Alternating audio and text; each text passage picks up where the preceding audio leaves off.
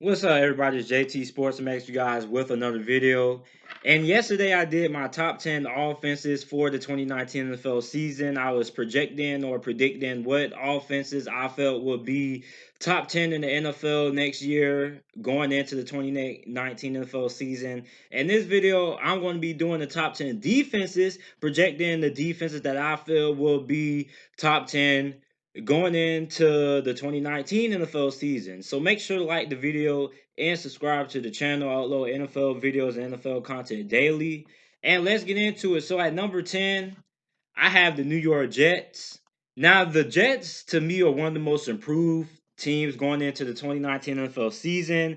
They signed linebacker CJ Mosley, who is one of the best linebackers in the NFL. They also drafted defensive tackle Quentin Williams, third overall, and Jacob Polite, who was a first round talent but fell to the third round of the NFL draft because of his poor NFL combine interviews. Then you pair them up, Quentin Williams and Jaquil Polite with Leonard Williams on that defensive line. That should be a pretty good pass rushing duo right there, or tandem. Then you have Jamal Adams in the secondary. The Jets have a very nasty defense that would be very improved with defensive coordinator Greg Williams.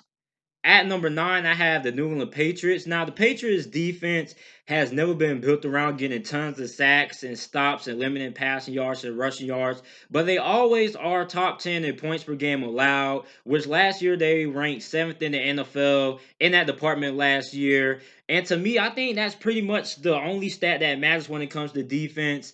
I mean, it doesn't matter if you're number one in the NFL and limiting opponents' passing yards or rushing yards per game. All of that doesn't matter if you're allowing teams to score touchdowns. And the last time I checked, you win games by outscoring your opponent and limiting your opponent.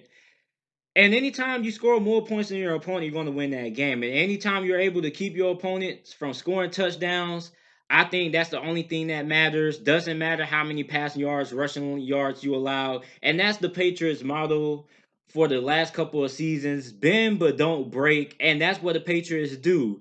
Now, the Patriots, they got defensive end Michael Bennett after they knew Trey Flowers was most likely going to leave in free agency from the Philadelphia Eagles. He's still productive. They also got Chase Winovich in this past NFL draft, who will be a good rotational pass rusher for the New England Patriots this year. They have an incredible secondary, one of the best secondaries in the NFL. Stephen Gilmore or Stephon Gilmore was an all-pro last season, and they'll have a pretty good group of safeties as well. The reason why I don't have the Patriots high on this list is because they lost Trey Flowers and Malcolm Butler. Trey Flowers was a guy who not only could stop the passer or rush the passer, but he can also stop the run as well. And Malcolm Brown was a big guy on that interior of that New England Patriots defensive line who was absolutely a gap clogger and a run stopper on that defensive Patriots defense. So that's pretty much their biggest defense, their biggest hole for their defense going into this year. How would they be able to stop the run? And that's why I had them at number 9. At number 8, I have the Washington Redskins. Now, the Redskins have one of the best front sevens in the NFL. Ryan Kerrigan had 13 sacks last season, and the Redskins defensive line accounted for a combined 20 sacks last season. They lost Preston Smith at linebacker, who signed with the Green Bay Packers in free agency, but they drafted edge rusher Montez Sweat, who to me was a top 10 talent in this past NFL draft and is one of the best edge rushers coming out. They also have Reuben Foster, who should be able to play this year. He hasn't been suspended for his ongoing or sexual assault allegations. They also signed Landon Collins at free agency for a big $84 million mega deal. And they still have cornerback Josh Norman, who isn't elite like how he used to be back in 2016, but he is still a solid starter in the NFL. At number 7, I have the Denver Broncos. Von Miller and Bradley Chubb quickly became one of the best pass rushing duos in the NFL last season. Bradley Chubb in his rookie year had 12 sacks. Somehow didn't make the Pro Bowl. I don't know how in God's name did he not make the Pro Bowl, but we have guys like Olivier Vernon making the Pro Bowl with only 7 sacks. And then Von Miller, his veteran counterpart, had 14 sacks to go along with him. Bradley Chubb, now under the Nick Fangio system, should have an even better season than what he had last season. I'm expecting him to have 18 sacks. He's going to have a big year. And also Von Miller, we already know he's going to be running next season for Defensive Player of the Year next year. Him and Bradley Chubb, I feel, are going to have big seasons. I believe both of those guys can have at least 18 sacks apiece. That might be a little bit unrealistic, but I feel it can happen, or either one of those guys will have it. I think Von Miller will probably end up having about 14 sacks, and Bradley Chubb might be that guy who goes ahead and gets 18 sacks. And also, they signed Kareem Jackson in free agency. They're going to go ahead and pair him up with Chris Harris Jr., who is one of the best cornerbacks in the league, was graded out by Pro Football Focus as the third best cornerback in the NFL last year. And I don't know if the Denver Broncos plan on trading him or not, but they do. I think that would be pretty idiotic because it's hard to replace a guy that good in Chris Harris Jr. At number 6, I have the Tennessee Titans. Now, the farther we get down the list, the more times you're going to hear me saying that they have good or great front sevens, because football is still a game of the trenches, and you win or lose an NFL game by if you won the trenches or not. It's not about having lockdown corners, not about having great safeties. It's about winning the trenches, and that's all what the NFL comes down to. The team that wins the trenches is a team that's going to win the game. We saw it in the Super Bowl. The New England Patriots, they won the trenches. They beat up the LA Rams down on the defensive line, offensive line as well, and on the defensive side of the ball. They were very, very good, and that's why they absolutely stunned everybody, holding the LA Rams to only 3 points in the Super Bowl. And the Tennessee Titans, man, they have a very, very good front seven. I think their front seven is one of the best in football. Their linebacker core isn't flashy, but they have guys that just make plays, do their jobs, and execute. They also have Jarrell Casey, who is the heart and soul of that Tennessee Titans defense. He's one of the most underrated defensive players in the league, in my opinion. He has been in the Pro Bowl every season since 2015. They do have Malcolm Butler, although he struggled most of the season last year.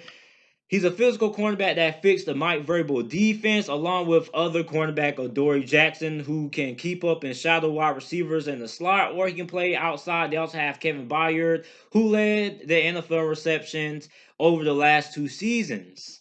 So at number 5, I have the Los Angeles Chargers.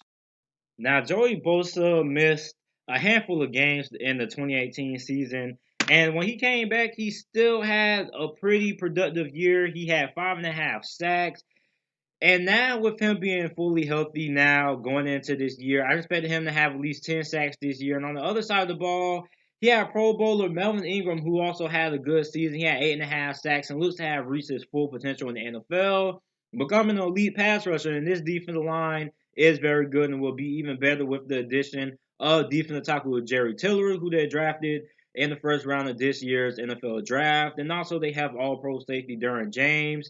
And also running around, they also have safety rookie Nazir Adderley, which makes them dangerous when it comes to that safety position. And with that good safety tandem, Nazir Adderley is a ball hawk. He's a guy who can also fly around on the field and make plays. They also have a pretty solid group of corners. The LA Chargers are going to have a very good year when it comes to the defense side of the ball. At number 4, I have the Dallas Cowboys. Now, DeMarcus Lawrence is one of the best, probably one of the most premier defensive ends in the game. Not only can he get out the pass, but he can also stop the run. And the Dallas Cowboys also traded for defensive end Robert Quinn, who are asked to the pass rushing unit for the Dallas Cowboys. And in my opinion, the Dallas Cowboys have the most depth at the defensive line position than any other team in football.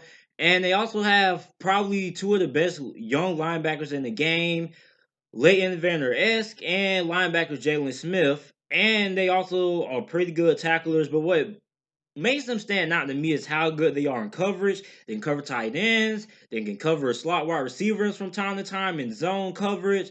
So they're solid in almost every department. They're everything that you want in a linebacker. And the cornerbacks are solid too, as they are led by cornerback Byron Jones, who, in my opinion, is a top 10 cornerback in the NFL.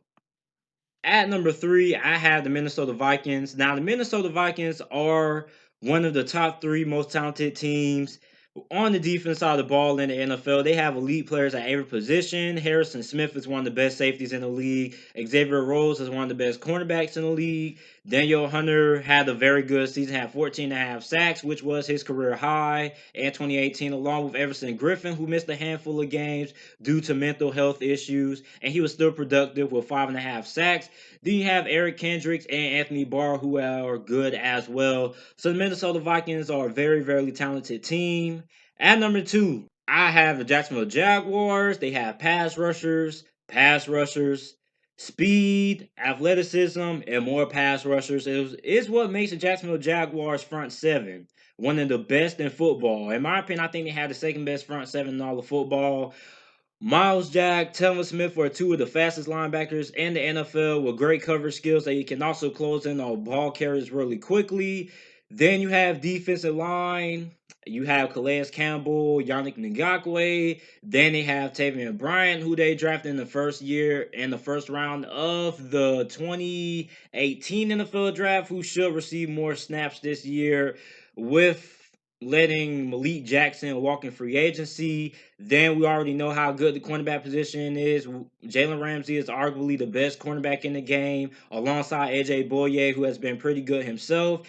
Then we're going to have Ronnie Harrison at safety, who should be very good starting. And then we can't forget Josh Allen, who the Jacksonville Jaguars took 7th overall in this year's NFL draft. He's going to have an impact as well. And number one, I have the Chicago Bears. They're loaded at every position on defense. Without a doubt, the Chicago Bears deserve to be number one on this list. They have Khalil Mack, who had one of his best seasons last year and will continue to wreak havoc. And they also have Akeem Hicks, who is also a force down low in the interior. Then you have linebacker Raquan Smith, who should build off what was a solid rookie season last year. Then in secondary, you have all pros, Eddie Jackson at safety. Then you have cornerback Kyle Fuller. Then you have HaHa Clinton Dix, who they signed the free agency to replace Adrian Amos, who left for the Green Bay Packers, I believe. Then you have Prince Amukamura, who was pretty good as well at that cornerback position. And the Chicago Bears defense, I'm expecting them to be the best defense in the NFL going into the 2019 season. I think they will live up to this number one ranking, and I think they will be the best team in all of the NFL on the defense side of the ball. So let me know what you guys think about this list down in the comment section down below. Make sure to like the video and subscribe. And thanks for watching.